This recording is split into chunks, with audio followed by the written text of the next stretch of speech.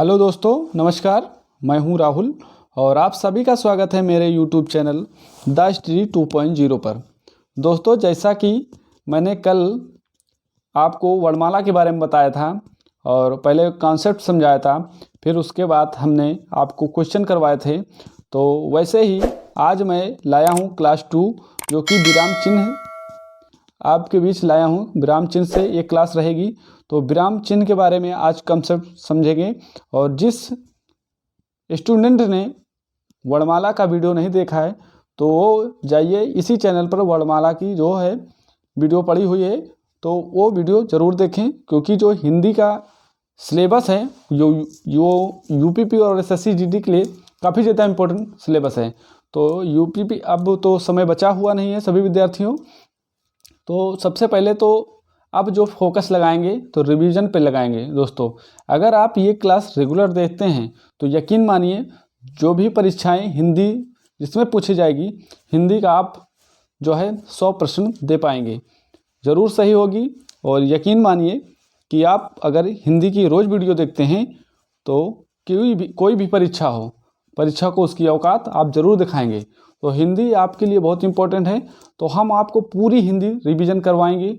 जो भी हिंदी के जितने भी पार्ट हैं, ठीक, सभी पार्ट को हम एक एक करके पूरा एक महीने में आपको रिवीजन करवाएंगे। तो पूरा वीडियो लास्ट तक ज़रूर देखें दोस्तों। ये हमारा पार्ट 2 है, क्लास 2, ठीक है। तो ये विराम चिन्ह से वीडियो रहेगा, तो पूरा वीडियो लास्ट तक ज़रूर देखें, यूपीपी और एसएससी जीडी के लिए ख़ास तौर पर। तो आइए दोस्तों, पहले हम कॉन्सेप्ट समझते हैं, फिर उसके बाद हम क्वेश्चन करेंगे। तो पहले कॉन्सेप्ट समझना बहुत ज़रूरी है। तो आइए हम विराम चिन्ह जो है पार्ट 2 है, क्लास 2, तो इसको शुरू करते हैं। पहले हम आप कॉन्सेप्ट समझें इसके बारे में। आइए देखिए, विराम चिन्ह क्या होता है। विराम चिन्ह का अर्थ ही होता है कि ठहराव या रुकना, ठीक है। विराम चिन्ह का अर्थ यही होता है कि ठहराव या रुकना। जिस तरह हम काम करते समय बीच बीच में रुकते हैं और फिर आगे बढ़ते हैं, वैसे ही लेखन में भी आराम की आवश्यकता होती है। अतः पाठक के मनोविज्ञान को ध्यान में रखते हुए भाषा में जो है विरामों का उपयोग आवश्यक है। श्री कामता प्रसाद गुरु के अनुसार जो है विराम चिन्हों को अंग्रेजी से लिया गया है, ऐसा माना जाता है। वे जो है पूर्ण विराम को छोड़कर शेष सभी विराम चिन्हों को अंग्रेजी से संबद्ध करते हैं, ठीक है, कामता प्रसाद गुरु। आइए इसकी परिभाषा देखते हैं। परिभाषा यह है कि भाषा के लिखित रूप में अभिव्यक्ति को सरल, सहज, रोचक और स्पष्ट बनाने के लिए जिन चिन्हों का प्रयोग किया जाता है उसे ही विराम चिन्ह कहते हैं। तो याद रखना। आइए दोस्तों, विराम चिन्हों के भेद कौन कौन से हैं सभी को जानते हैं। पहले विराम चिन्ह के भेद, फिर उसके बारे में डिटेल से आप जानेंगे। देखिए यहाँ पर श्री कामता प्रसाद के अनुसार विराम चिन्ह जो है 20 बताए जाते हैं। तो कितने बताए जाते हैं? 20 बताए जाते हैं। अल्प विराम, देखिए यहाँ पर ये अल्प विराम है, इसको क्या बोलते हैं? अल्प विराम बोलते हैं। तो याद रखना। ये होता है अर्ध विराम, तो ये क्या है? ये है अर्ध विराम, ठीक है। यहाँ पर पूर्ण विराम, किसी भी लास्ट में, किसी भी सेंटेंस में लास्ट में जो पूर्ण विराम लगता है।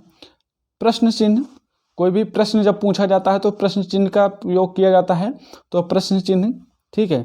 ये जो है, ये है जो है विस्मयादि बोधक का चिन्ह है, जिसे आश्चर्य चिन्ह कहते हैं। तो ये जो है विस्मयादि बोधक का चिन्ह है, तो याद रखेंगे।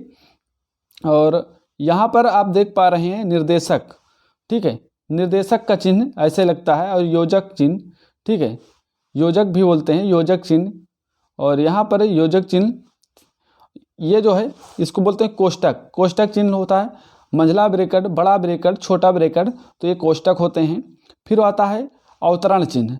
अवतरण चिन्ह ऐसे लगाए जाते हैं, ये अवतरण चिन्ह है। उद्धरण चिन्ह ये है, तो याद रखना, ठीक है। उप विराम या अपूर्ण विराम, यहाँ पर ये उप जो है विराम या अपूर्ण विराम इसे बोलते हैं। इसे श्री गुरु विसर्ग के समकक्ष बताकर मान्यता देने को भी बात करते हैं। यहाँ पर देख पा रहे हैं विवरण, विवरण चिन्ह इसे कहते हैं, विवरण चिन्ह, याद रखना। विवरण होता है पुनरुक्ति सूचक चिन्ह, यहाँ पे पुनरुक्ति सूचक चिन्ह लाघव, यहाँ पर देख पा रहे हैं लाघव चिन्ह, ठीक है, ये है लाघव, याद रखना। आइए आगे बात करते हैं। यहाँ पर लोप, ठीक है, यहाँ पर ये लोप है, लोप चिन्ह याद रखना। फिर उसके बाद होता है पद चिन्ह, ठीक है, पद या रेखांकित चिन्ह, रेखा चिन्ह ऐसे। फिर दीर्घ उच्चारण चिन्ह, यहाँ पर देख रहे हैं, इसका जो उपयोग होता है रामायण में बहुत ज़्यादा होता है, या तो जो प्लुत स्वर होते हैं, प्लुत वर्ण में इसका प्रयोग होता है, ठीक है। जैसे ओम यहाँ पे लिखा है, हे राम, इनका प्रयोग जो है रामायण में बहुत ज़्यादा हुआ है, तो याद रखेंगे। पाद बिंदु, ठीक है, यहाँ पर पाद बिंदु, यह है पाद बिंदु। हंस पाद या त्रुटि चिन्ह, ठीक है, यह इसी को काक पद कहते हैं, तो याद रखना। टीका सूचक, ये है टीका सूचक, ठीक है, *++2 ऐसे। तुल्य का जो तुल्यता सूचक या समता सूचक चिन्ह ऐसे होते हैं, जिसको तुलना की जाती है। समाप्ति सूचक, किसी भी वाक्य में लास्ट में जब समाप्त होता है तो ऐसे समाप्त सूचक बनाया जाता है, तो ये समाप्त सूचक है, तो याद रखना। दोस्तों यहाँ पर देख पा रहे हैं कि अपूर्ण सूचक चिन्ह ऐसे होता है, अपूर्ण सूचक, ठीक है, यहाँ पर इसकी कोई ज़रूरत नहीं है, फिलहाल आप सबको बता देते हैं, ठीक है, अपूर्ण सूचक चिन्ह। आइए दोस्तों बात करते हैं अल्प विराम की पहले, ठीक है, पहले नंबर पर अल्प विराम था, तो अल्प विराम के बारे में डिस्कस करते हैं।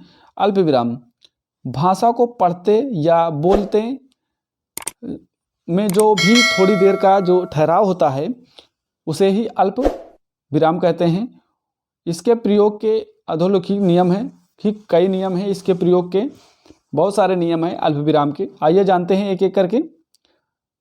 यहाँ पर देख पा रहे हैं आप, जहाँ एक ही व्याकरण कोट के कई शब्द आएँ और उनके बीच संयोजक और व इत्यादि ना हो, जैसे कि मोहन श्याम, मतलब उसके बीच के योजक ना हो, और या तो और हो या वह हो, जैसे मोहन श्याम और राधा दौड़ रहे हैं, राम श्याम गोविंद और राघव पढ़ रहे हैं, ठीक है।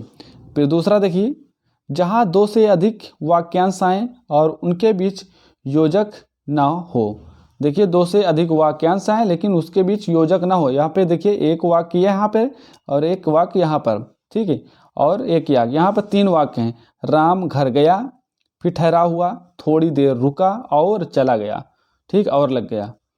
यहाँ पर देखिए तीसरा, वाक्य में प्रयुक्त होने वाले अवयवों जैसे किंतु, परंतु, पर, लेकिन, मगर, भी आदि के पहले जो अल्प विराम लगता है। आइए देखते हैं इसके बारे में। अल्प विराम इसके पहले लगाया जाता है, जैसे यहाँ पर आ गया, देखिए आप, हम स्टेशन पहुँच गए, हम स्टेशन पहुँच तो गए, लेकिन यहाँ पे देखिए किंतु आ गया, मैंने बताया किंतु लेकिन, हम स्टेशन पहुँच तो गए, कामा, किंतु ट्रेन जा चुकी है, थोड़ा ठहरा हुआ। मैं चलता मगर मेरी तबीयत ठीक नहीं है, यहाँ पर देखिए रुकावट आ गई है, मतलब ठहराव आया। फिर इसके बाद यहाँ पे समानाधिकार शब्दों के मध्य में अल्प विराम लगता है, समानाधिकार जो शब्द होते हैं उनके मध्य में अल्प विराम लगता है। जैसे यहाँ पे देश के प्रधानमंत्री, फिर अल्प विराम लगा, श्री नरेंद्र मोदी ने चीन को कूटनीति रूप में परास्त किया। प्रदेश के मुख्यमंत्री योगी आदित्यनाथ ने अपने विपक्षियों को परास्त किया, ठीक है, यहाँ पर देख पा रहे हैं, ठीक है, यहाँ पर आया। फिर उसके बाद आगे बढ़ते हैं, यहाँ पर देख पा रहे हैं, ऐसे वाक्य खंडों के बाद भी अल्पविराम लगता है, जिनके बाद लगने वाले तो तब वह आदि का लोप हो। यहाँ पर देख, तो तब वह आदि का लोप हो, जैसे कि यहाँ पर देख पा रहे हैं, जो आदमी पुलिस द्वारा मारा गया, कामा, बदमाश था, मतलब यहाँ पर क्या लोप है, वह लोप है। यहाँ पर लिख सकते थे वह बदमाश था, लेकिन वह का लोप हो गया है। यहाँ पर देख पा रहे हैं, जाना है, कामा, जल्दी जाओ, जाना, यहाँ पर तो का लोप हो गया है। ऐसे बोल सकते हैं जाना है तो जल्दी जाओ, तो जाना है जल्दी जाओ। यहाँ पर देखिए वह आएगा, फिर कामा लग गया, अल्प विराम का ठहराव हुआ, वह आएगा काम हो जाएगा, तो यहाँ तब का लोप हो गया। फिर आगे देखिए हाँ, नहीं, अच्छा तथा संबोधन कारक के बाद भी अल्प विराम लगता है। हाँ, नहीं, अच्छा के बाद भी अल्प विराम लगाया जाता है। यहाँ पर देखिए अल्प विराम जानते हैं, ठीक है, एग्जाम्पल के द्वारा। जैसे यहाँ पर लिखा है हाँ कल सवेरे आ जाना, हाँ कल सवेरे आ जाना, यहाँ पर देखिए अल्प विराम लग गया। नहीं, तुम्हारी आवश्यकता नहीं है। अच्छा, तुम जल्दी ही आ जाओ। यहाँ पर देखिए सभी में अल्प विराम लगा हुआ है, आप देख लेंगे। देखिए और अगला देखते हैं। यहाँ पर देखिए उपवाक्यों के पूर्व और पश्चात भी अल्प विराम लगता है। उपवाक्य जानते हैं, यहाँ पर देखिए उपवाक्य के पूर्व और पश्चात भी अल्प विराम लगता है। यहाँ पे पूर्व उपवाक्य जो है देखिए मोहन जो बड़ा अच्छा खिलाड़ी है, और पश्चात भी लगता है, तो उसके पहले भी लगता है और पश्चात भी। कल उसकी टांग टूट गई। यहाँ पर देखिए राधा जो बहुत अच्छा गाती है, ठीक है, आज उत्सव में नहीं जाएगी। यहाँ पर अल्प विराम लगा हुआ है। आगे देखिए, यहाँ पर देखिए 8 नंबर, वाक्य में जब एक ही प्रकार की कई संज्ञाएं आए तो उसके बीच भी अल्प विराम लगता है। जैसे कई संज्ञा, जैसे श्याम कामा अल्प विराम, इसको कामा बोलते हैं ना, इसी अल्प विराम बोलते हैं। श्याम अल्प विराम, कामिनी अल्प विराम, कौशल्या अल्प विराम, ठीक है, वंदना और वैग्रह। यहाँ पर क्या लगता है अल्प विराम। कई संज्ञाओं जैसे लगातार आती हैं तो यहाँ पर भी अल्प विराम लगता है। यहाँ पर देखिए क्रोध अल्प विराम, लोभ, मोह जीवन के लिए घातक है, यहाँ पर अल्प विराम लगा, ठीक है। आगे देखिए यहाँ पर बताया गया है कि, ठीक है, 9 नंबर, छंदों में एक चरण की समाप्ति पर भी अल्प विराम लगता है। आप छंद देखे होंगे, उसमें जब एक चरण समाप्त होता है तो वहाँ पर अल्प विराम लगाया जाता है। जैसे रहीमन निज मन की व्यथा, यहाँ पर अल्प विराम लगा। मन ही राखो गोए और सुन इठ ले हैं लोग सब, बाटी न ले कोय। तो यहाँ पर देखिए अल्प विराम यहाँ पर लगा है और यहाँ पर भी लगा है अल्प विराम, ठीक है। तो ये हुआ इसके वाले अल्प विराम। अब आते हैं अर्ध विराम, कहाँ पर लगता है अर्ध विराम, ठीक। दूसरा अल्प विराम, वाक्य में जब अल्प विराम से अधिक ठहराव, मतलब जो होता है वाक्य में जब अल्प विराम से अधिक ठहराव आ जाता है तो वहाँ पर क्या लगता है अर्ध विराम लगता है, ठीक। अल्प विराम कहाँ पर लगता है, जब वाक्य में अल्प विराम से अधिक ठहराव आए तो वहाँ पर अर्ध विराम लगाया जाता है। और यह 3 स्थितियों में लगता है। एक तो जहाँ प्रमुख वाक्य हो और अन्य खंडों के बहुत अधिक संबंध ना हो, तथा जहाँ वाक्य और उपवाक्य पूरी तरह असंबद्ध हो, और वहाँ पर लगता है जहाँ वाक्य तथा उसके खंडों में कथन पर परिणाम अंत में आए तो वहाँ पर लगता है। आइए देखते हैं, जैसे यहाँ पर अल्प विराम, ठीक है, ये है अल्प विराम, मैंने पहले बताया। आओ बैठो खेलो पर बदमाशी मत करो। यहाँ पर देखिए अल्प विराम कहाँ पर लगा है अर्ध विराम, यहाँ पे अर्ध विराम का यह निशान है, ठीक है, चिन्ह क्या है अर्ध विराम का, ऐसे ही होता है। आओ बैठो खेलो पर बदमाशी मत करो, ठीक है, तो ये है अर्ध विराम। तो याद रखना दोस्तों। आइए यहाँ पर पूर्ण विराम की बात करते हैं। पूर्ण विराम, यहाँ पर देखिए पूर्ण विराम वह वाक्य की समाप्ति का बोधक है, ठीक है, जहाँ पर लगता है पूर्ण विराम जहाँ पर वाक्य समाप्त होता है वह वाक्य समाप्ति का बोधक है, अर्थात पूर्ण विराम वाक्य में पूरी तरह ठहराव और वाक्य के संपूर्ण अर्थ का बोधक भी है, तो वहाँ पर क्या लगता है पूर्ण विराम। तो यहाँ पर देखिए वाक्य के अंत में लगता है राम पुस्तक पढ़ता है, यहाँ पर लगा सैनिक युद्ध में वीरता पूर्वक लड़े, ठीक, यहाँ पे पूर्ण विराम लगा। फिर यहाँ पर देखिए कहानी उपन्यास लिखने में भी पूर्ण विराम लगता है, कहानी और उपन्यास लिखने में। देखिए यहाँ पर जैसे वह डाकू, फिर पूर्ण विराम लगा, कितना भयानक है, तो बीच में भी लग सकता है, ठीक है। ऐसे भी पूर्ण विराम लगते हैं। और छंदों के चरण की समाप्ति भर भी पूर्ण विराम लगते हैं, जैसे रहो एक दिन अवधि अधारा, यहाँ पर देखिए पूर्ण विराम लगा, ठीक है। और समझत मन दुख भयो अपारा, यहाँ पर 2 पूर्ण विराम लगे हुए हैं, तो याद रखना। अब आइए प्रश्नवाचक पे। प्रश्नवाचक तो सभी को पता होगा, ठीक है। प्रश्नवाचक कब लगता है? जब प्रश्नवाचक जब लगता है जब पूर्ण अर्थ बताने वाले प्रश्नवाचक वाक्य के अंत में ये चिन्ह लगाया जाता है, जब पूर्ण अर्थ बताया जाए, जैसे कि तुम कब आओगे, ठीक है। यहाँ पर पूर्ण अर्थ बताया गया है, तो पूर्ण वाक्य है ये, तो प्रश्नवाचक लगता है पूर्ण अर्थ बताने वाले, ठीक है। तो उस वहाँ पर जो है प्रश्नवाचक चिन्ह लगता है। तुम कब आओगे, तुम क्या खाओगे, वह क्यों नहीं आया, तुम क्या कर रहे हो, तो यहाँ पर क्या लगेगा? प्रश्नवाचक चिन्ह लगेगा। विस्मयादि बोधक कहाँ लगता है? विस्मयादि बोधक के बारे में जान लेते हैं। यहाँ पर देखिए विस्मयादि बोधक का ऐसे होता है चिन्ह, याद रखेंगे।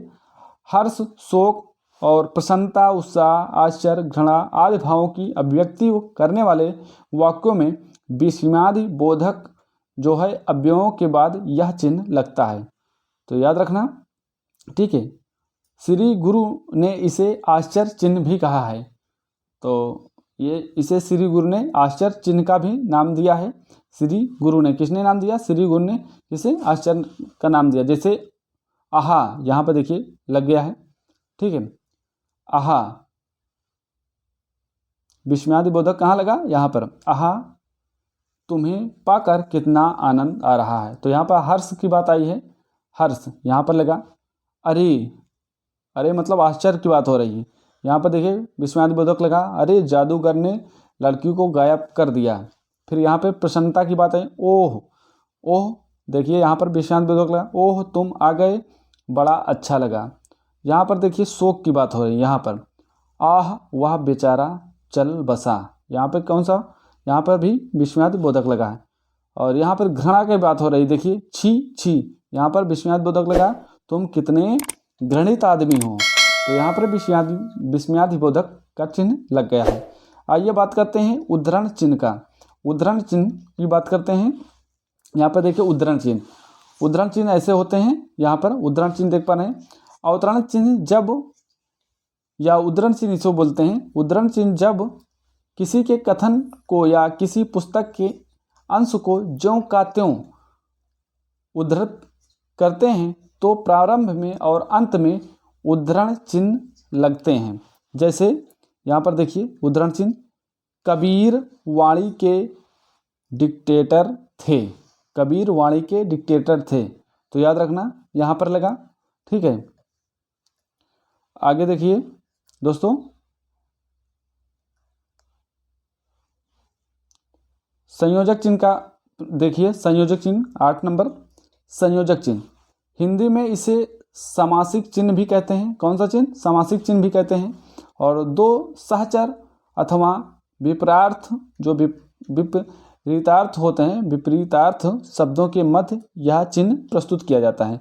2 सहचर हों या विपरीतार्थ शब्द वाले हों, तो या जो है संयोजक का चिन्ह वहाँ पर लगता है। जैसे कि आपसे पूछा है आना जाना, खाना पीना, रात दिन, अंधेरा उजाला, धरती आकाश, यहाँ पर क्या लगता है? यहाँ पे योजक चिन्ह का लगता है। माता पिता भाई बहन, यहाँ पर क्या लगता है? संयोजक का चिन्ह लगाया जाता है, तो याद रखना, ठीक है। यहाँ पर संयोजक का चिन्ह क्या लगाया जाता है? संयोजक का चिन्ह, तो समझ पा रहे होंगे, ठीक है। यहाँ पर देखिए माता पिता जैसे विपरीत, तो ये हो गए, जैसे धरती आकाश, दिन रात, अंधेरा उजाला। समासिक शब्द कौन होते हैं? जैसे धर द्वार, माता पिता, ये समासिक है, ठीक है। भाई बहन, ये समासिक है। उठना बैठना क्या है? समासिक है, तो याद रखना। आइए अब बात करते हैं कोष्टक की बात करते हैं। इसका प्रयोग किसी शब्द के अर्थ को स्पष्ट करने, क्रमशः मतलब को घेरने के लिए तथा नाटकों में पात्र की गतिविधियों को अथवा रंग संकेतों के लिए इसका प्रयोग किया जाता है, कोष्टक का प्रयोग किया जाता है, ठीक है।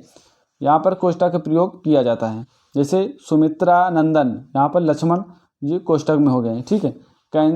जो कहते थे वो भी अर्जुन, ये भी कोष्टक में हो जाए। तो ऐसे जो कोष्टक को बनाकर जो है इसका प्रयोग किया जाता है कोष्टक के। आगे बताते हैं कोष्टक। तो यहाँ पर दो हैं, एक वर्गाकार कोष्टक और ये सर्पाकार कोष्टक। तो याद रखना वर्गाकार और सर्पाकार। यहाँ पर से आपसे प्रश्न पूछेगा नहीं, फिलहाल आप देख लेंगे एक बार, ठीक है। आगे आइए, यहाँ पर देखिए विवरण चिन्ह, ये इंपॉर्टेंट है आपके लिए। विवरण चिन्ह किसी स्थान, वस्तु या व्यक्ति के वर्णन में इस चिन्ह का प्रयोग किया जाता है, ठीक है। उत्तर प्रदेश में कई बड़े नगर हैं, जैसे मैंने क्या बताया, किसी स्थान या वस्तु या व्यक्ति के वर्णन में इस चिन्ह का प्रयोग किया जाता है। जैसे आपसे पूछे लखनऊ, ठीक है, यहाँ पर ये जैसे करके लखनऊ, कानपुर, इलाहाबाद, वाराणसी। तो इसमें क्या हुआ है, इसमें विवरण चिन्ह का प्रयोग हुआ है। तो याद रखेंगे विवरण चिन्ह का यहाँ पर प्रयोग किया गया है। अब आइए पुनरुक्ति का, यहाँ पर देख पाए पुनरुक्ति का, एक ही वस्तु को बार बार दोहराने से बचने के लिए इस चिन्ह का प्रयोग किया जाता है। किसका, पुनरुक्ति का। जैसे आपने कुछ खरीदा, ठीक है, और बार बार उतना ही खरीदते हैं, ठीक है। जैसे कि 5 किलो चीनी, यहाँ पर देखिए 5 किलो क्या खरीदे, चीनी।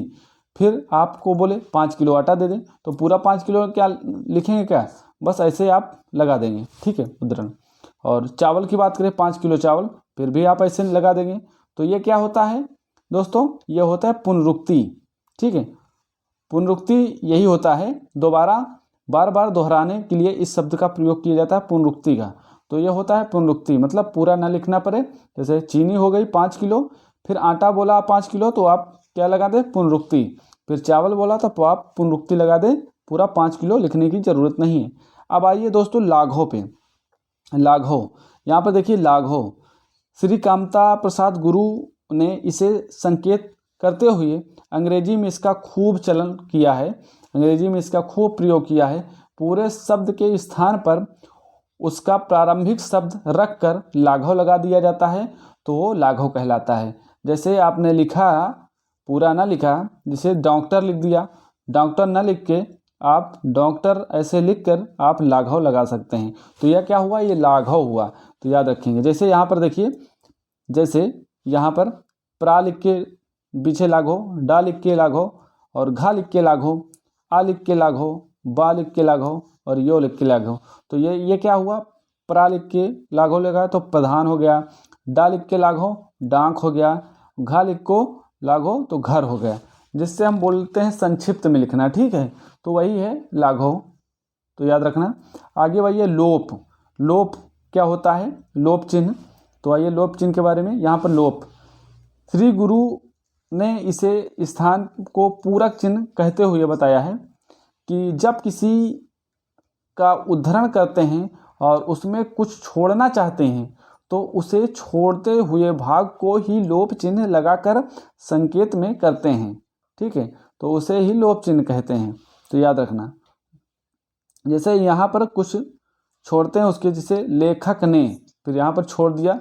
जैसे लेखक ने कई पुस्तकों पर, मतलब कई विषयों पर पुस्तकें लिखी, बहुत सारी पुस्तकें हो सकी कुछ भी, तो लेखक ने यहाँ पर क्या लगा दिया, लोप हो गया है, ठीक है। तो लेखक ने जैसे बहुत सारी कुछ भी आप इस पे प्रयोग कर सकते हैं, कई विषयों पर पुस्तकें लिखी, तो यहाँ पर लोप हो गया है। अब आइए पाद चिन्ह, ठीक है। पाद चिन्ह क्या होता है समझ लेते हैं एक बार। पाद चिन्ह क्या होता है, इसे श्री गुरु ने रेखा नाम से अभिहित किया है। जिन शब्दों पर अधिक ध्यान दिलाने की आवश्यकता होती है उनके नीचे एक लाइन खींच दी जाती है, इसे ही पाद चिन्ह कहते हैं। जैसे आप पढ़ते हैं, ठीक है, कोई चीज़ आप पढ़ रहे हैं तो आपको उस पर ज़्यादा ध्यान देखने के लिए आप नीचे जो अंडरलाइन कर देते हैं, ऐसे खींच देते हैं, यही क्या होता है, पाद चिन्ह, ठीक है। तो यही होता है पाद चिन्ह, तो याद रखना दोस्तों। आगे बढ़ते हैं।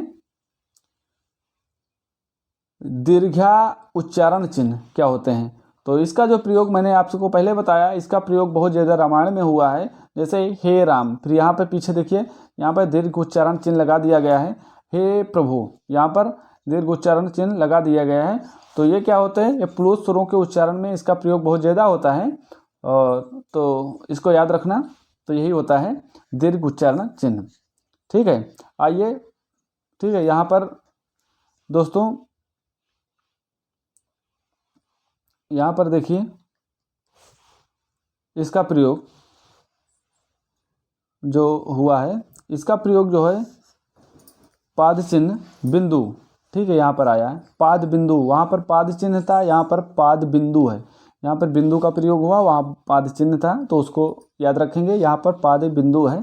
इसका प्रयोग जो है अरबी फारसी में आए शब्दों के नीचे लगाकर, जिसे नुक्ता बोलते हैं ना, वही होता है ये पाद बिंदु। तो नुक्ता इसी को बोलते हैं। तो इसे लगाने वाला चिन्ह पाद बिंदु कहलाता है। जैसे यहाँ पर देख पा रहे हैं, का के नीचे, फा के नीचे जा और फा वाले शब्द में लगा होता है, तो इसे ही पाद बिंदु कहते हैं। ठीक है, अब हिंदी में इस शब्द का चलन समाप्त हो गया है। तो याद रखना, जैसे आप लिखिए गजल, तो यहाँ पर देखिए जा के नीचे लगा है पाद बिंदु। खौफ की बात करें, फा के नीचे लगा है। और खिदमत की बात करें तो यहाँ पर खी के नीचे लगा हुआ है। जमीन, जबान, किस्मत, तो ये सब यहाँ पर जो लगे हुए हैं ये पाद बिंदु होते हैं। ठीक, ये अरबी फारसी के जो शब्द होते हैं, तो याद रखना। आइए हंसपाद, इंपॉर्टेंट है हंसपाद। हंसपाद जो चिन्ह होता है, इसको लिखने में कोई अक्षर की त्रुटि हो जाती है, ठीक है, कोई अक्षर छूट जाता है, तो उसकी जगह जो हंसपाद लगाकर वो ऊपर वो लिख दिया जाता है। हंसपाद तभी प्रयोग करते हैं जब कोई अक्षर हमसे छूट जाता है, तो बाद में याद आता है, तो हंसपाद लगाकर उसका प्रयोग ऊपर लिख दिया जाता है। मतलब जो छूटा रहता है उसको ऊपर उस शब्द को लिख देते हैं। जैसे आइए बात करते हैं, जैसे आपने यहाँ पर लिखा मैं तुझे, यहाँ पर छूट गया, आपसे देना चाहता हूँ। अब आपसे छूट गया है, तो आप यहाँ पर लगाकर तो है क्या देंगे, कुछ, मैं तुम्हें कुछ देना चाहता हूँ। तो यही होता है हंसपाद। ठीक है, याद रखेंगे दोस्तों। जैसे यहाँ पर देखिए, वह लिस्ट आपका नाम नहीं चाहता, वह लिस्ट अपना नाम क्या नहीं चाहता, तो वह लिस्ट में अपना नाम नहीं चाहता। तो यहाँ पर मैं का जो है अंश लगाकर आप पूरा कर देंगे इस शब्द को।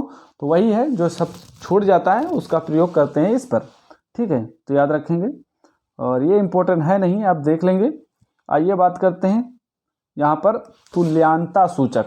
ठीक है, तुल्यांता सूचक में देखिए, इसका प्रयोग जो है शब्दार्थ दिखाने या गणित में तुल्यता सूचित करने में इस चिन्ह का प्रयोग किया जाता है।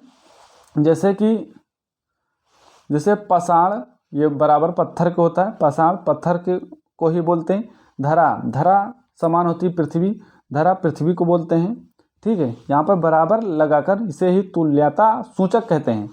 और जो गणित में भी इसका प्रयोग किया जाता है, जैसे 4+2 फिर तुल्यता सूचक बराबर 6, ठीक है, जोड़कर आप तुल्यता सूचक लगाते हैं, तो यही होता है तुल्यता सूचक। तो याद रखेंगे। फिर इसके बाद आइए 20 नंबर समाप्ति सूचक पे। ठीक है, जब आप किसी लेख अथवा पुस्तक या फिर अध्याय की समाप्ति पर करते हैं, तो यह चिन्ह लिखा जाता है। जैसे किसी अध्याय या किसी को भी समाप्त किया आप पढ़ते पढ़ते, तो लास्ट में आप इस चिन्ह का प्रयोग पाएंगे, यहाँ पर लगा रहता है ऐसे। तो यही होता समाप्ति सूचक, यहाँ पर समाप्त हो चुका है, तो ये होता समाप्ति सूचक चिन्ह। तो याद रखेंगे। ठीक है दोस्तों। तो दोस्तों ये आपका कंसेप्ट था, मैंने क्लियर किया। यहाँ पर देख पा रहे हैं, इसके बारे में थोड़ा बता देते हैं। विराम का अर्थ होता है ठहराव।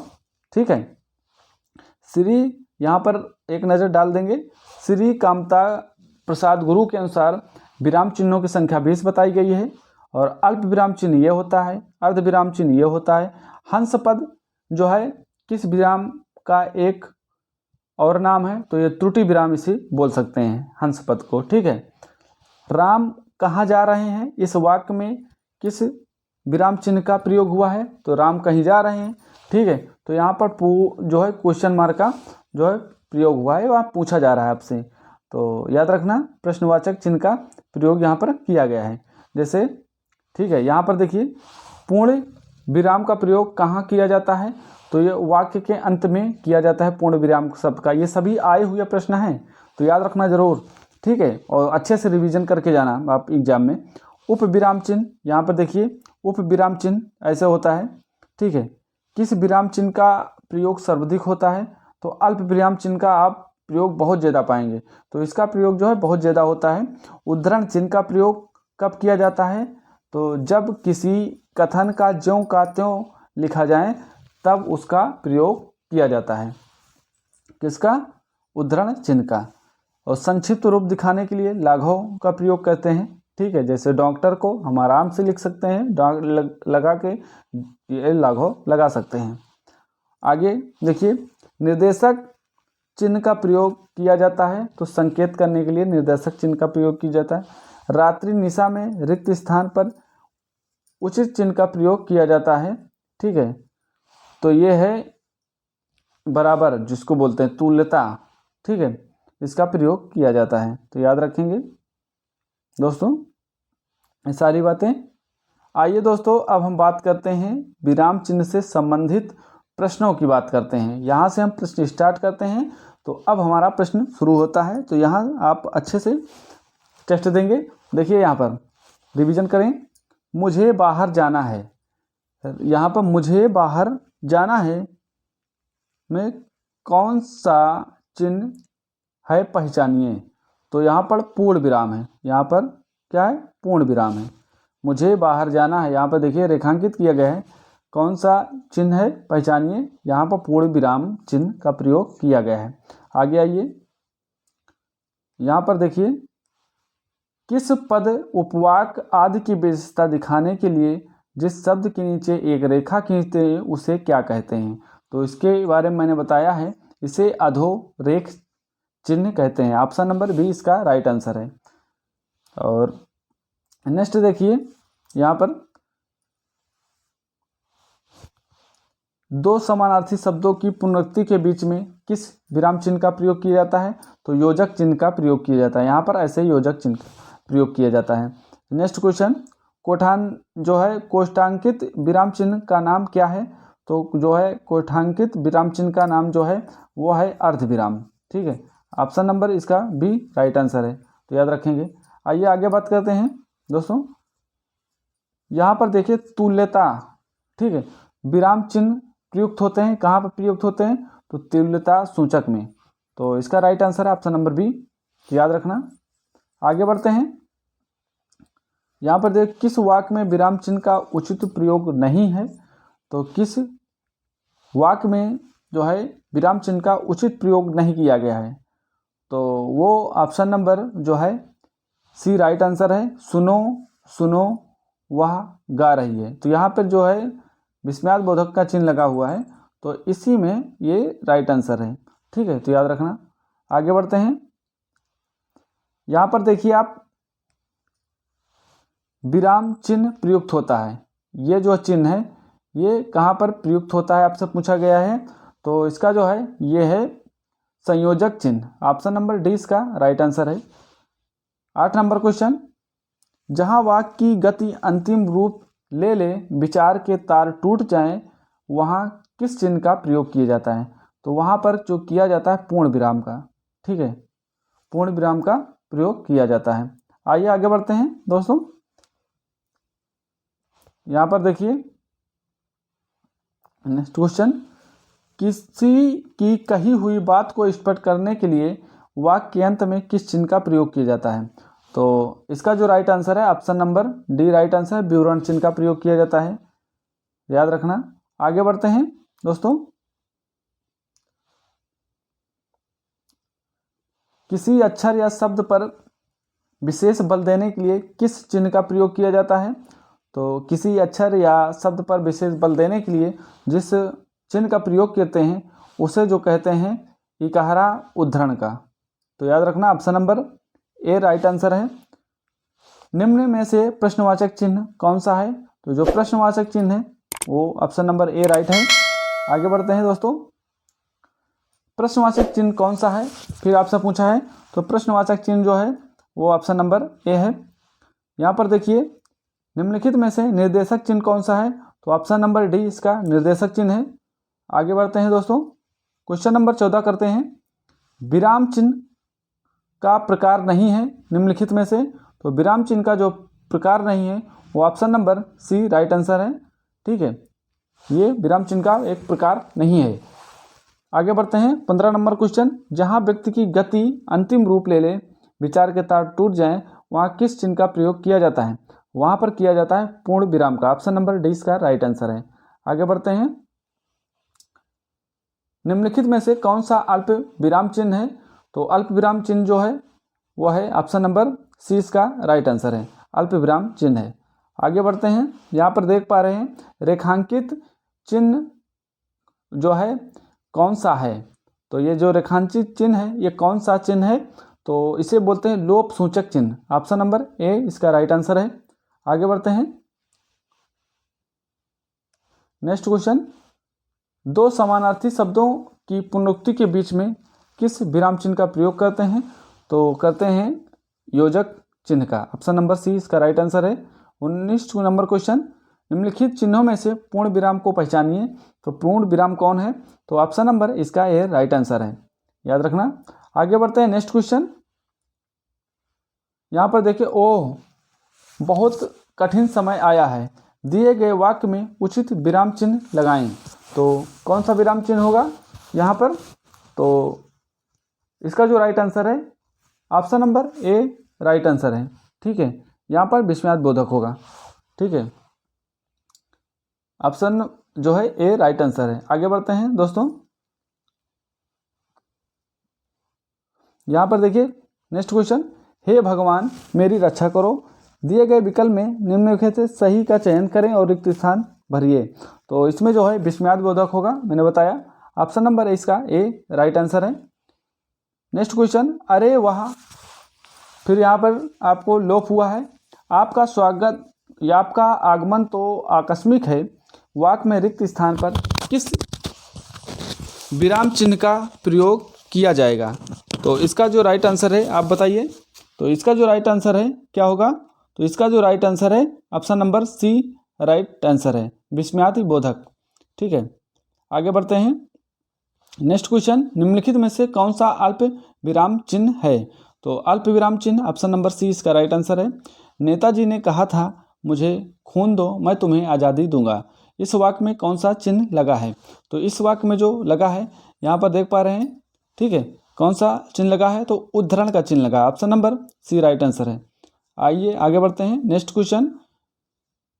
जहां वाक्य की गति अंतिम रूप ले ले, विचार के तार टूट जाएं, वहां किस प्रकार चिन्ह का प्रयोग किया जाता है? तो वहां किस प्रकार चिन्ह का प्रयोग किया जाता है? तो किया जाता है ऑप्शन नंबर डी है, पूर्ण विराम चिन्ह का प्रयोग किया जाता है। तो याद रखना। आगे बढ़ते हैं दोस्तों, यहाँ पर देखिए निम्नलिखित चिन्हों में से पूर्ण विराम को पहचानिए। तो पूर्ण विराम ऑप्शन नंबर ए है। आगे बढ़ते हैं, उद्धरण चिन्ह का प्रयोग कहाँ होता है?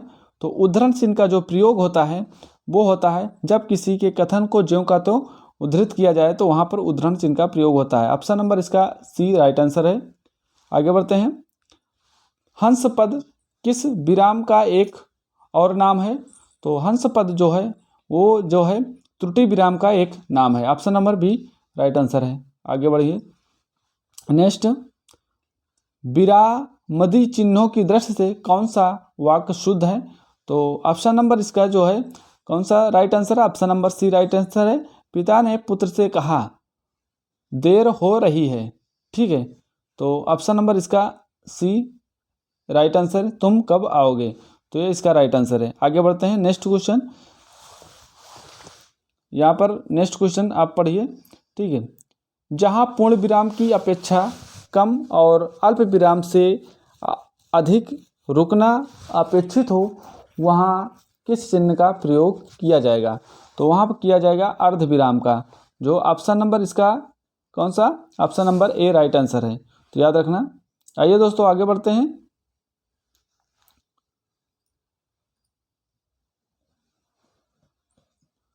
यहाँ पर देखिए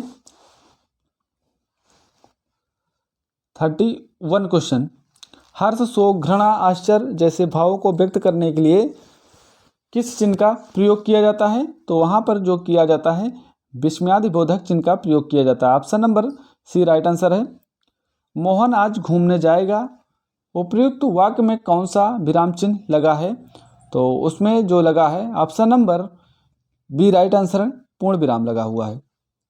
आगे बढ़ते हैं दोस्तों, यहाँ पर बात करते हैं 33 क्वेश्चन नंबर की।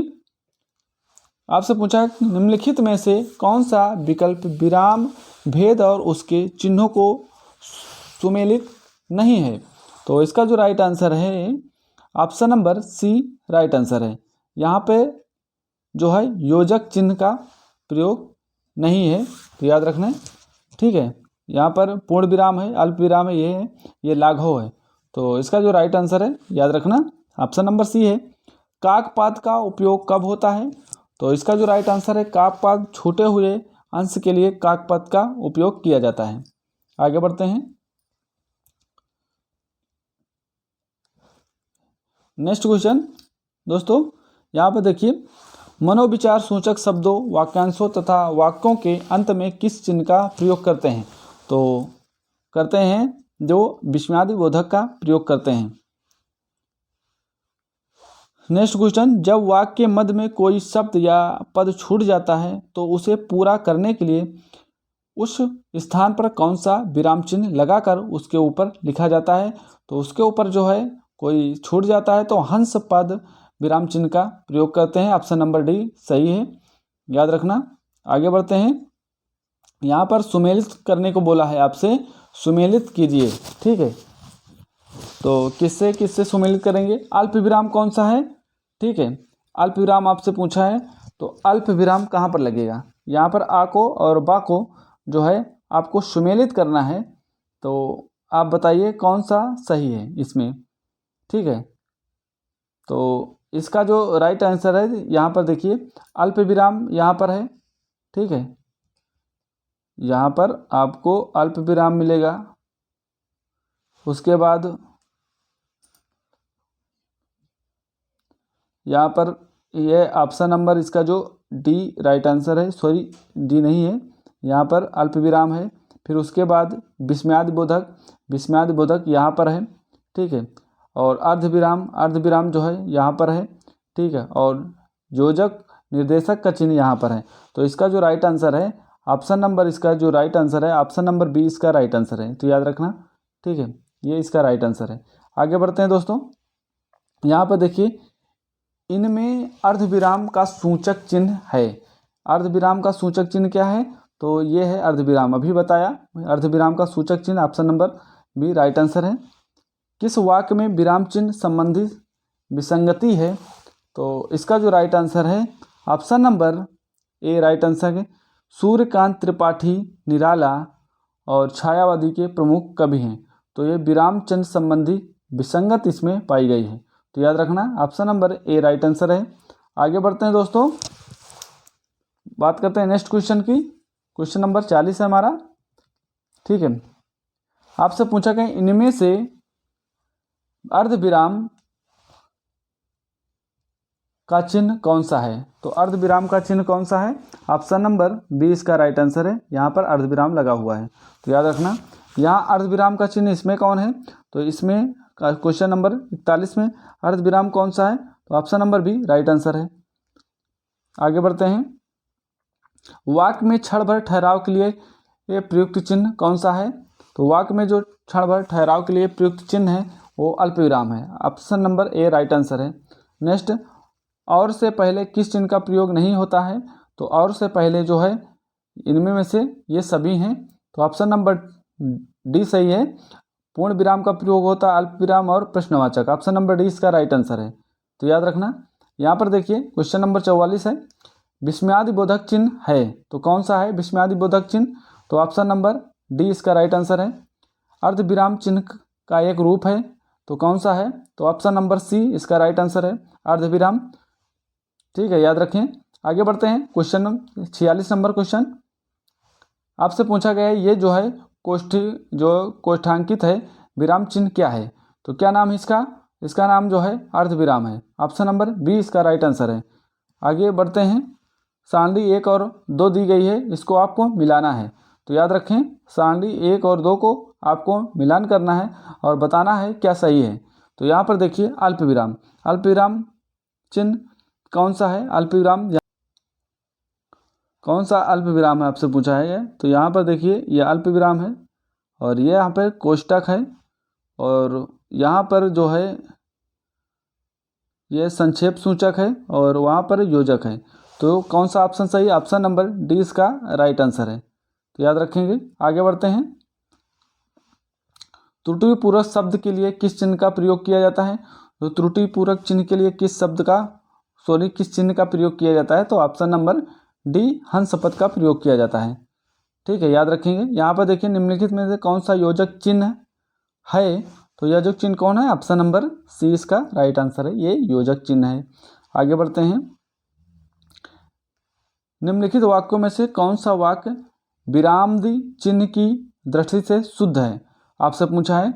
तो ऑप्शन नंबर सी इसका सही है, क्रोध चाहे जैसा भी हो मनुष्य की दुर्बलता बनाता है। तो ऑप्शन नंबर इसका सी राइट आंसर है। तो याद रखना, ठीक है। इसमें ही जो विराम चिन्ह की दृष्टि से यही शुद्ध है, इसमें लगा हुआ है, देखिए विराम चिन्ह। आगे देखिए हंस पद विराम चिन्ह का प्रयोग होता है। तो कहाँ पर होता है हंस चिन्ह, यहाँ पर ऑप्शन नंबर जो लिखा है डी, लिखने में अक्षर छूटने के संकेत देने के लिए किसका प्रयोग करते हैं, हंस पद का। ठीक है, कई बार बताया गया इसके बारे में। ऑप्शन नंबर डी इसका राइट आंसर है। अल्प विराम कौन सा है, तो ऑप्शन नंबर ए इसका राइट आंसर है, अल्प विराम है। आगे बढ़ते हैं दोस्तों। सॉरी, अल्प विराम ऑप्शन नंबर बी था। ठीक है, अल्प विराम है। आगे देखिए, यहाँ पर आपसे पूछा अल्प विराम कौन सा है, तो ऑप्शन नंबर बी इसका राइट आंसर, अल्प विराम। अगला नेक्स्ट क्वेश्चन, हंस पद किस विराम का एक और नाम है। तो ऑप्शन नंबर इसका जो बी राइट आंसर है, ये त्रुटि विराम है हंस पद। ठीक है, इसको त्रुटि विराम भी बोलते हैं, तो याद रखना। आगे बढ़ते हैं। यहाँ पर देखिए 54 नंबर क्वेश्चन है आपका, आपसे पूछा है विराम चिन्हों की दृष्टि से कौन सा वाक्य शुद्ध है, आपसे पूछा गया है। तो शुद्ध वाक्य बताना है, तो कौन सा वाक्य शुद्ध है, ऑप्शन नंबर जो सी है, पिता ने पुत्र से कहा देर हो रही है अब आओगे, मतलब कब आओगे। तो यहाँ पर क्वेश्चन मार्क भी लगा है, तो कौन सा शुद्ध है, ऑप्शन नंबर सी इसका राइट आंसर है। तो याद रखना दोस्तों। आगे देखिए यहाँ पर, ठीक है, जहाँ पूर्ण विराम की अपेक्षा कम और अल्प विराम से अधिक रुकना अपेक्षित हो, वहाँ किस चिन्ह का प्रयोग किया जाता है। तो वहाँ पर जो किया जाता है वो अर्धविराम चिन्ह का प्रयोग किया जाता है। याद रखें। हर्ष, शोक, घृणा, आश्चर्य जैसे भावों को व्यक्त करने के लिए किस चिन्ह का प्रयोग किया जाता है, तो वहाँ पर विवरण चिन्ह का प्रयोग किया जाता है। ऑप्शन नंबर बी इसका राइट आंसर है। आगे बढ़ते हैं। सुख दुख के बीच लगने वाला जो ये चिन्ह है उसे क्या नाम दिया जाता है, तो उसे जो बोलते हैं वो योजक चिन्ह बोलते हैं। Option number b right answer है।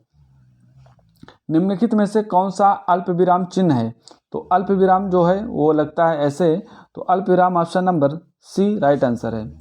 तो याद रखें। आगे बढ़ते हैं, क्वेश्चन आगे की बात करते हैं नेक्स्ट क्वेश्चन की। यहाँ पर देख पा रहे हैं आपसे पूछा गया है सुमेलित कीजिए, तो सुमेलित करना है अल्प विराम। अल्प विराम मैंने अभी बताया, अल्प विराम, ठीक है, और अर्ध विराम यहाँ पर है, अर्ध विराम, अल्प विराम यहाँ पे है, तो और जो विस्मयादि बोधक है ये यहाँ पर है और निर्देशक का चिन्ह यहाँ पर है। तो कौन सा, ऑप्शन नंबर जो बी राइट आंसर है। ठीक है, याद रखेंगे। आगे बढ़ते हैं दोस्तों। यहाँ पर आकाश पाताल के बीच लगने वाला जो ये चिन्ह है वो कौन सा है, तो इसे बोलते हैं योजक चिन्ह। ऑप्शन नंबर सी इसका राइट आंसर है। नेक्स्ट क्वेश्चन, दुख सुख के बीच लगने वाला ये चिन्ह कौन सा है, तो इसे भी बोलते हैं योजक चिन्ह। Option number b right answer है। तो याद रखेंगे। आगे बढ़ते हैं दोस्तों। यहाँ पर देखिए आपसे पूछा गया है निम्नलिखित में से कौन सा अल्प विराम चिन्ह है, तो ऑप्शन नंबर जो सी राइट आंसर है, अल्प विराम। मनोविचार सूचक शब्दों या वाक्यांशों तथा वाक्यों के अंत में किस चिन्ह का प्रयोग होता है? तो ऑप्शन नंबर जो ए राइट आंसर है उसका प्रयोग होता है विस्मयादि बोधक का। आगे बढ़ते हैं, नेक्स्ट क्वेश्चन की बात करते हैं दोस्तों। ठीक है, नेक्स्ट क्वेश्चन है, यहाँ पर आपसे पूछा गया है कि जब वाक्य के मध्य में कोई शब्द या पद छूट जाता है तब उसे पूरा करने के लिए उस स्थान पर कौन सा विराम चिन्ह लगाकर उसके ऊपर लिखा जाता है? तो इसको जो है हंस पद विराम चिन्ह का प्रयोग किया जाता है। इस क्वेश्चन का जो आंसर है option number D right answer है। आगे बढ़ते हैं दोस्तों, बात करते हैं नेक्स्ट क्वेश्चन की। क्वेश्चन नंबर 65 है हमारा, विराम का अर्थ क्या है? तो विराम का अर्थ जो होता है वो होता है ठहराव या रुकना। ऑप्शन नंबर 20 का राइट आंसर है। नेक्स्ट क्वेश्चन, श्री कामता प्रसाद गुरु जी के अनुसार विराम चिन्हों को किस भाषा से लिया हुआ माना जाता है? तो इसका जो राइट आंसर है ऑप्शन नंबर जो बी है, अंग्रेजी भाषा। तो याद रखें। आगे बढ़ते हैं, नेक्स्ट क्वेश्चन, आप श्री कामता प्रसाद गुरु जी के अनुसार विराम चिन्हों की संख्या कितनी है? तो इनकी जो संख्या है option number A right answer है 20 चिन्ह। अल्प विराम चिन्ह को पहचानिए, आपसे पूछा गया है अल्प विराम चिन्ह को पहचानिए, तो कौन सा इसमें से अल्प विराम है? तो अल्प विराम जो होता है वो ऐसे लगता है, तो ऑप्शन नंबर ए इसका राइट आंसर है। आगे बढ़ते हैं दोस्तों, नेक्स्ट क्वेश्चन, आशीष, राहुल, राजा, शुक्ला और वैभव अपने कार्य में संलग्न हैं। इस वाक्य में उचित विराम चिन्ह क्या है? तो इसका जो राइट आंसर है option number A right answer है। तो याद रखें दोस्तों, कौन सा राइट आंसर है? ए इसका जो है राइट आंसर है। तो याद रखें, क्या आंसर है? राइट आंसर है इसका ए राइट आंसर है। तो याद रखेंगे। ठीक है, आगे बढ़ते हैं, नेक्स्ट क्वेश्चन की बात करते हैं। यहाँ पर देखिए 70 नंबर क्वेश्चन, आपसे पूछा गया है कि आनंद घर आया, थोड़ी देर रुका और चला गया। इस वाक्य में उचित विराम चिन्ह क्या होगा? तो इसका जो राइट आंसर है यहाँ पर आनंद घर आया, थोड़ी देर रुका और चला गया, तो कौन सा चिन्ह है यहाँ पर? यहाँ पर है जो है ऑप्शन नंबर ए इसका राइट आंसर है।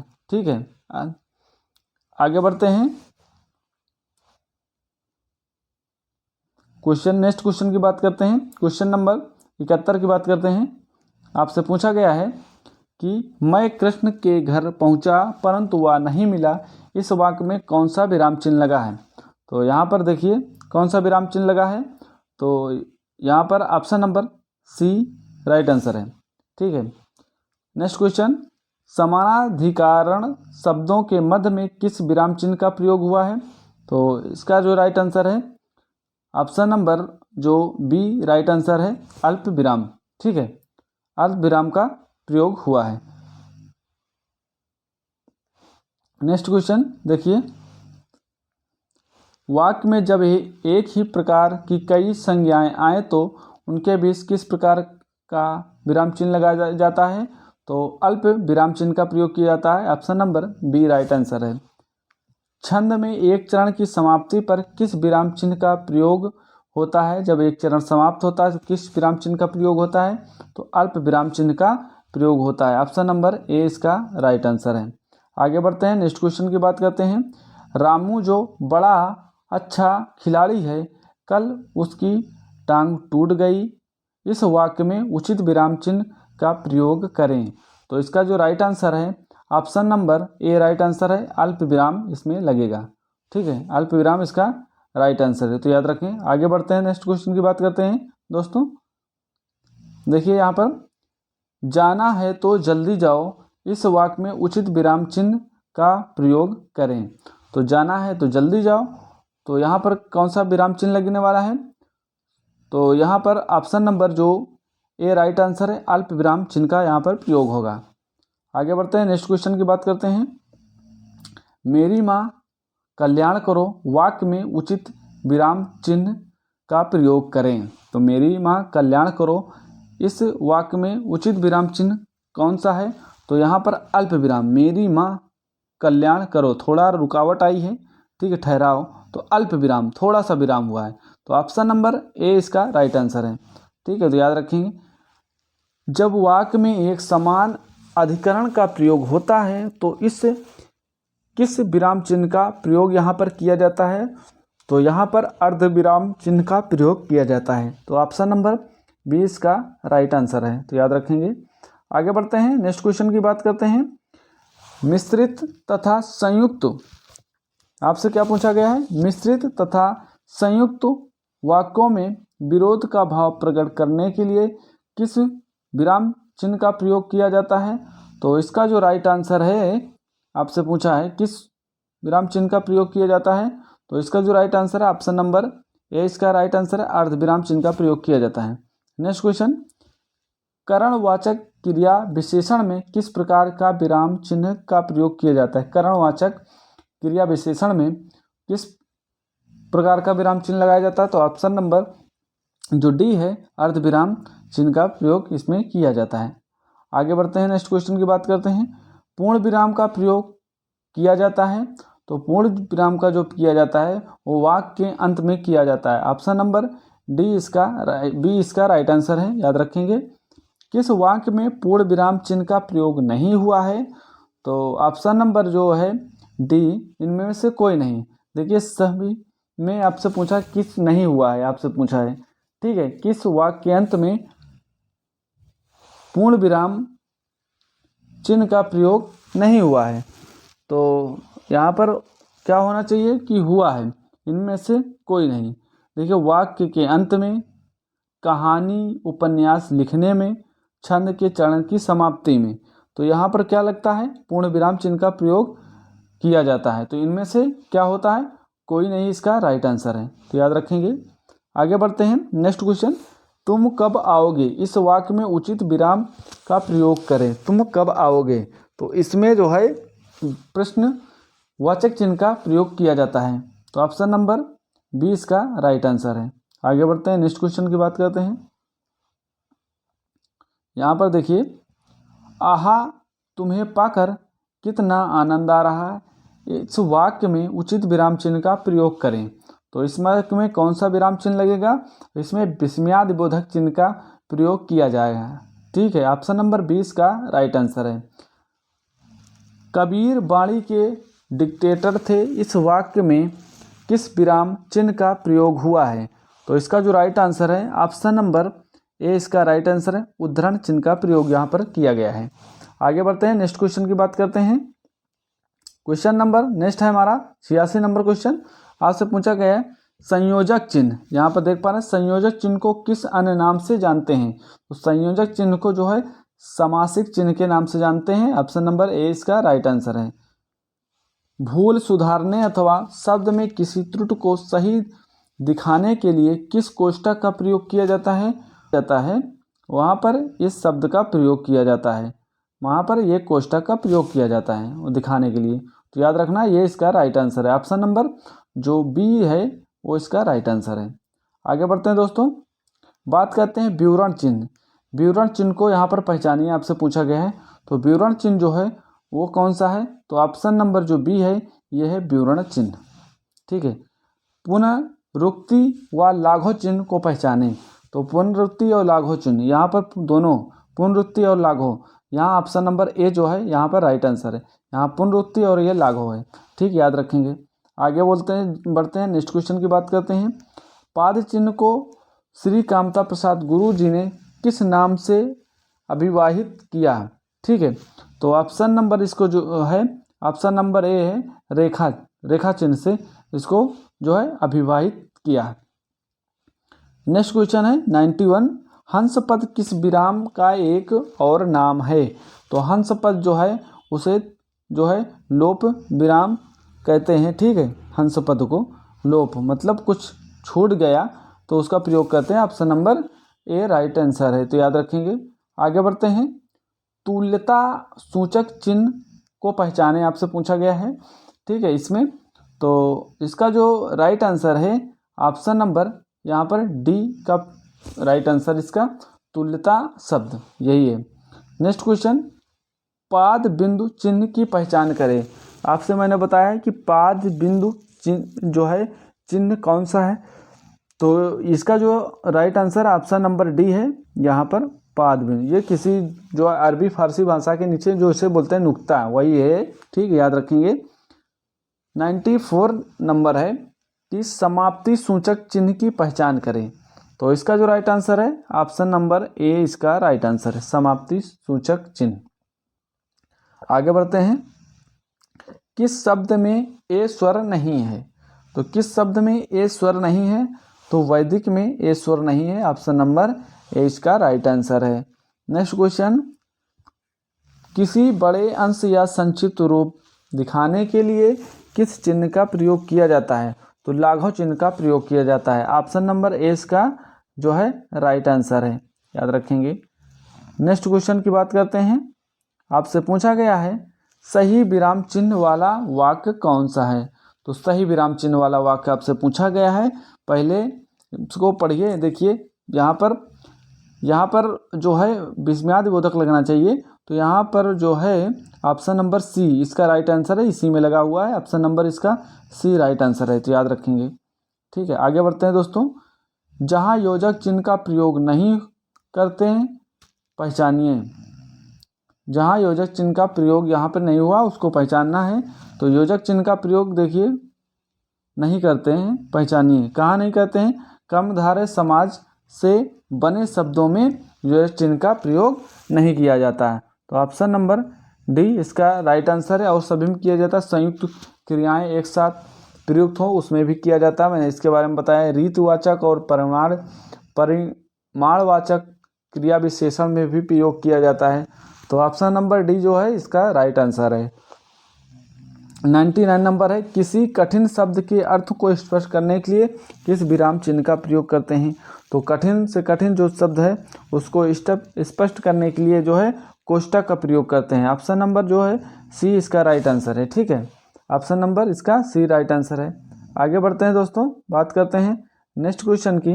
क्वेश्चन नंबर हमारा 100 नंबर क्वेश्चन है और लास्ट क्वेश्चन है। आपसे पूछा गया है कि ये जो है किस विराम चिन्ह का घोतक है, मतलब सूचक है? तो ये जो है कोष्टक चिन्ह है, ऑप्शन नंबर जो है डी इसका राइट आंसर है दोस्तों। ठीक है, तो दोस्तों आज की क्लास जो है यहीं तक दोस्तों। अगर क्लास पसंद आई हो तो प्लीज़ सभी दोस्तों मेरे चैनल को सब्सक्राइब जरूर करें, अपने सभी दोस्तों तक इस वीडियो को ज़्यादा से ज़्यादा शेयर करें। और आपसे रिक्वेस्ट है कि फीडबैक ज़रूर दें इस क्लास का, कैसी क्लास लगी। अगर कोई गलती हो तो उसके लिए आप फीडबैक दे सकते हैं और इस वीडियो के डिस्क्रिप्शन में बता सकते हैं कि ठीक है, जो भी इस वीडियो से संबंधित कोई सुझाव है तो आप जो है डिस्क्रिप्शन जो है वहाँ पे कमेंट बॉक्स में ज़रूर बताएं। दोस्तों कोई भी संबंधित सुझाव आपको इस वीडियो से देना है तो उसके जो है कमेंट बॉक्स में ज़रूर बताएं कि वीडियो कैसी लगी, क्या फीडबैक है, इसका फीडबैक ज़रूर दें। तो दोस्तों मिलते हैं नेक्स्ट वीडियो में। आज के लिए जय हिंद, जय भारत सभी प्यारे दोस्तों को।